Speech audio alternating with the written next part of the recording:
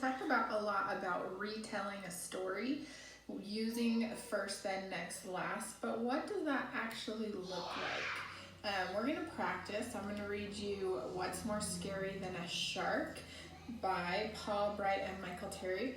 And we're going to practice retelling this story and talk about what that actually means, okay? Get so you can see the story here. Okay.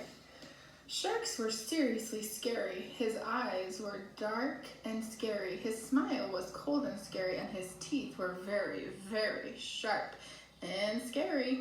If a young fish ever asked his mom what the scariest thing in the sea, the answer was always the same: scary shark.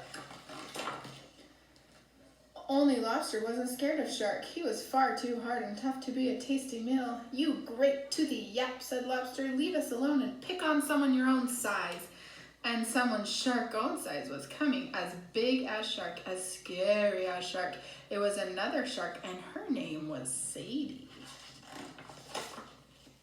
Shark stared at Sadie. His scary eyes went wibbly, his scary smile went wobbly, and his sharp, scary teeth went chitter, chatter, chatter.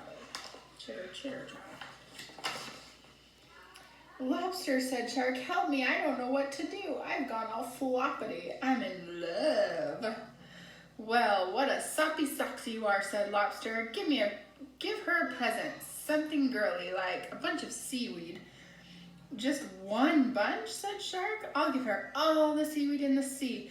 But if she doesn't like it, goggle eyes, I'll scrunch your crunchy shell and use your claws for toothpicks."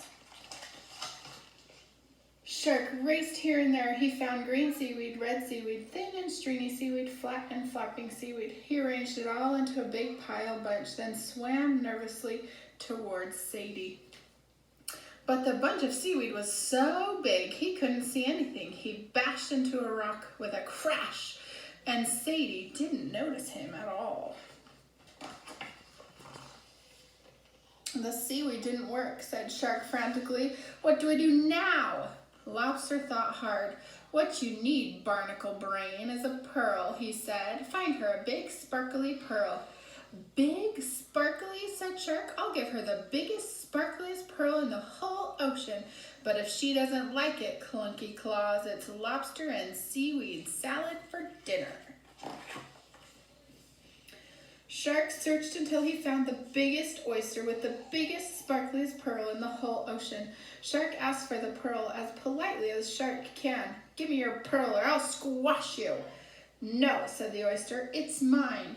So Shark reached in to grab the pearl with his teeth, but the oyster shut her shell with a snap right on his nose.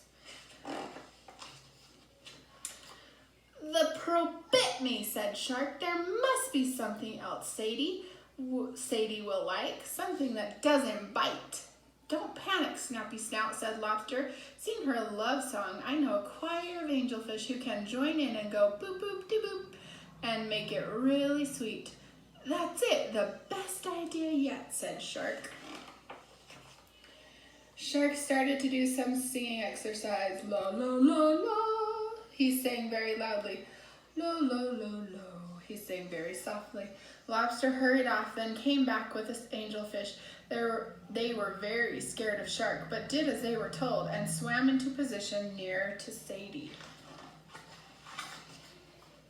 Shark started to sing, "You make my heart go bibbly bobbly," and the angelfish joined in so sweetly, boop boop dee doop. Then at last Sadie turned and smiled. Shark gasped with joy and felt his heart going more bibbly bobbly than ever. He sang again, "You make my fins go wibbly wobbly," and to his delight Sadie swam closer and closer.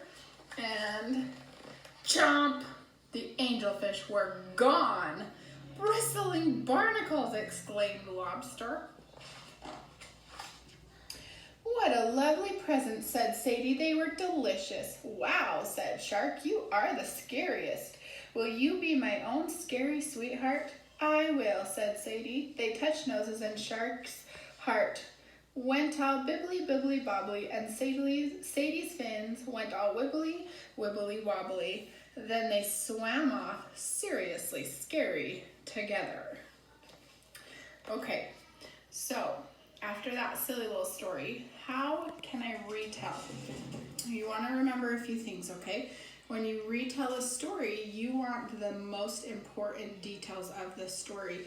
We don't need all of the teeny tiny little things that happened, okay? So, does anyone know what would have happened first in the story? Pick me, Mrs. Oz, pick me, Mrs. Oz.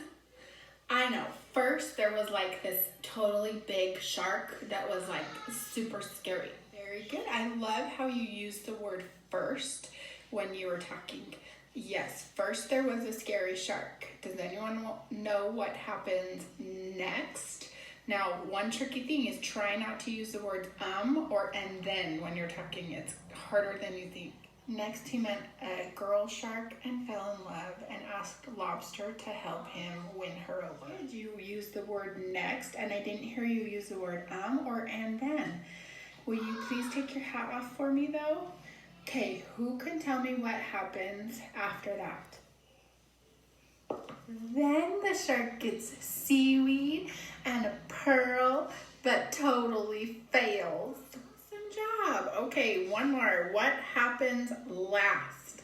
Last, the shark sang a song, Sadie ate all the fish, and they lived happily ever after. They're all so smart. Thank you for helping me out with my retell. Remember, the main ideas of what happened in the story, and use words like first, then, next, last, and then make sure you try not to use words like or and then.